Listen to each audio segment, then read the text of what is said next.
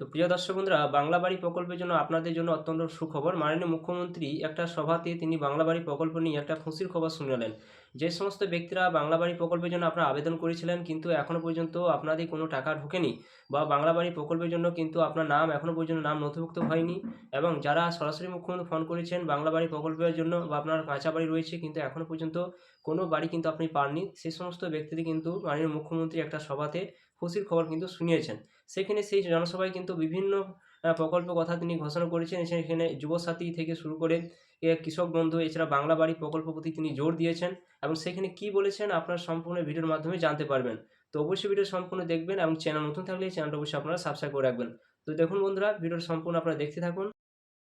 এখানে দেখুন, লক্ষ্মী ভাণ্ডার প্রকল্প নিয়ে মুখ্যমন্ত্রী একটা খুশির খবর শুনিয়েছেন। যে সমস্ত মহিলা লক্ষ্মী ভাণ্ডার টাকা পান তারা কিন্তু এবার থেকে আজীবন কাল কিন্তু লক্ষ্মী ভাণ্ডার প্রকল্পে টাকা পাবেন।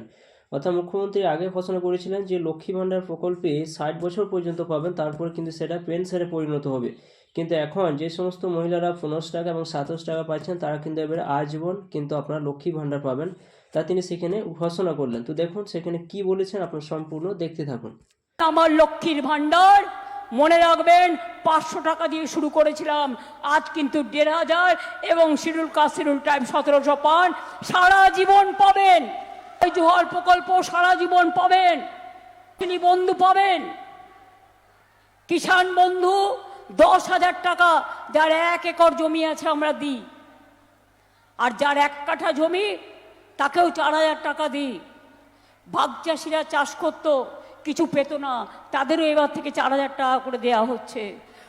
এছাড়া যুবসাথী প্রকল্প নিয়ে মাননীয় মুখ্যমন্ত্রী কি বলেন দেখুন। এখানে যে সমস্ত ব্যক্তিদের টাকা এখনো পর্যন্ত ঢোকেনি, পকেট খরচা, সে কলেজে যাবে মাধ্যমিক পাশ করে, তার তো একটা হাত খরচ চাই, তাই বাবা মার ওপর যাতে প্রেশার না পড়ে সেই জন্য আমি পরিষ্কারভাবে বলতে চাই, আগামী দিন যত কাঁচা বাড়ি আছে, এই 2 মাসে 30 লক্ষ করেছি, আমাদের অঙ্গীকার আগামী সরকার আমরা সবটা করে দেবো, বাদ বাকি সব বাড়িগুলো আরও কাঁচা বাড়ি থাকবে না, এটা আমরা করে দেব।